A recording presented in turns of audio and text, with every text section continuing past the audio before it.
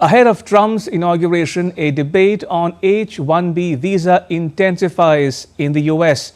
Is it snatching American jobs, or is it actually helping the US maintain its competitive edge by attracting the best talent in the world? Ragini Sudhir Chaure finds out.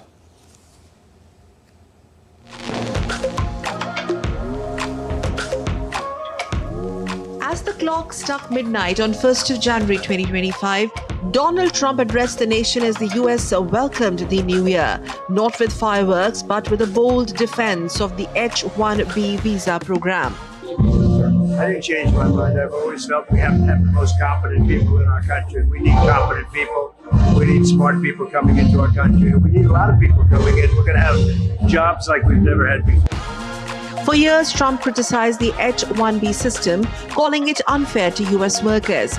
But on this night, he took a different tone, and he reignited a fiery debate that has split his base. Elon Musk is in Trump's corner, as is Vivek Ramaswamy. In the opposite corner are Steve Bannon and Loomer.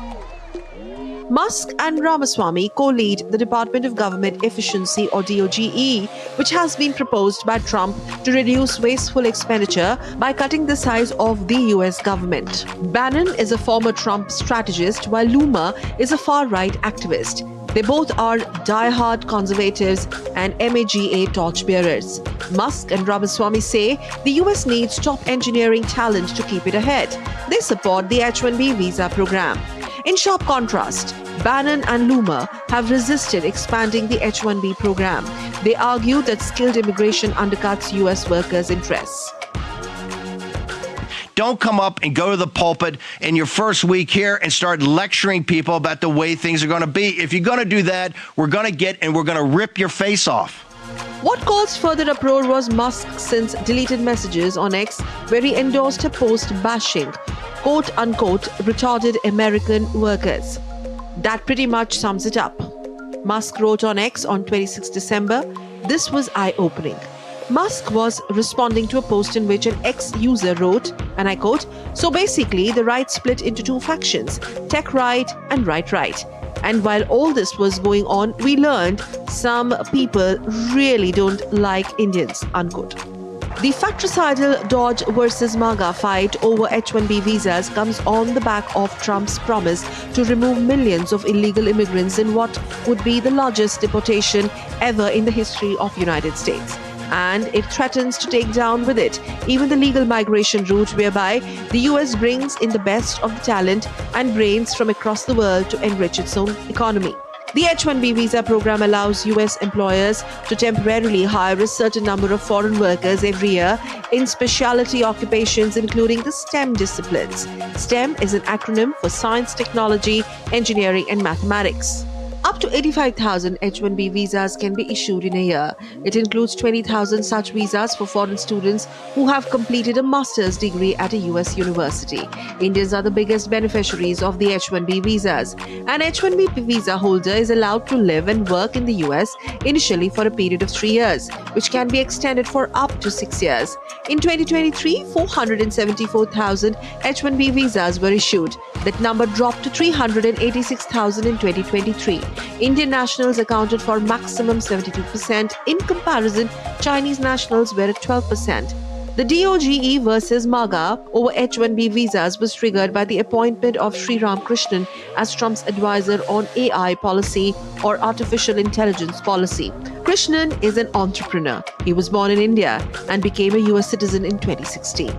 Training her guns on Krishnan, Loomer wrote on X, I quote, "How will we control immigration in our country and promote America First innovation when Trump appointed this guy who wants to remove all restrictions on green card caps in the United States to that foreign students, which makes up to 78% of the employees in Silicon Valley, can come to the US and take jobs that should be given to American STEM students. This is very troubling," unquote. Loomer's stand is dramatically opposite to Musk. Musk said on Platform X in 2023, and I quote, "We should greatly increase legal immigration of anyone who is hardworking, honest, and loves America. Every such person is an asset to the country," unquote. Incidentally, Musk himself is an immigrant who came to the United States on an H-1B visa from South Africa, where he was born. Musk companies such as Tesla relies heavily on H-1B workers, and does Google, Amazon, and Meta. But reforms could change the game, reduce backlogs, and benefit highly skilled workers while potentially sidelining mid-level talent. Leading the charge for reform is Vivek Ramaswamy, the co-lead of Trump's newly established Department of Government Efficiency. His goal? Overhaul a system he calls broken.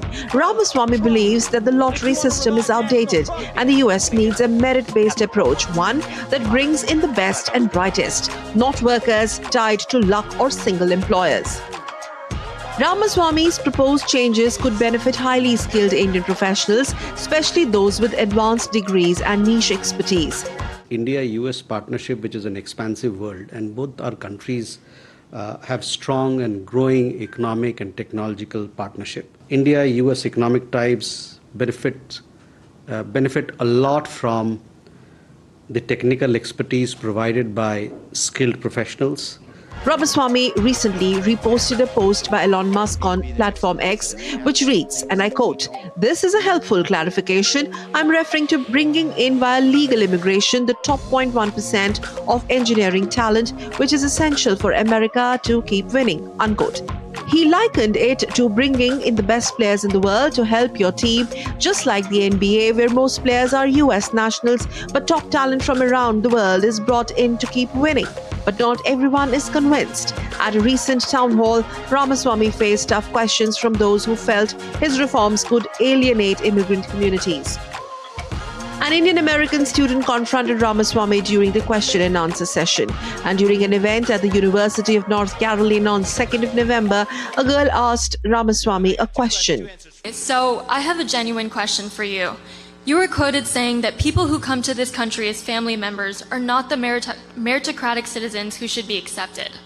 I believe you achieved citizenship through your parental ties.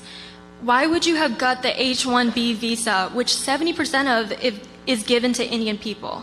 I also believe that your company hired employees on this visa. So why are you turning your back on the Indian community, man? The H-1B visa system is why the heck do we do it on the basis of a lottery when you could actually just select the very best people? So there's a lot that's broken about the administrative state, the bureaucracy. My general approach is when something's broken in government, you can't really fix it when it's lasted that long. You need to shut it down, start with a blank slate, and rebuild from scratch.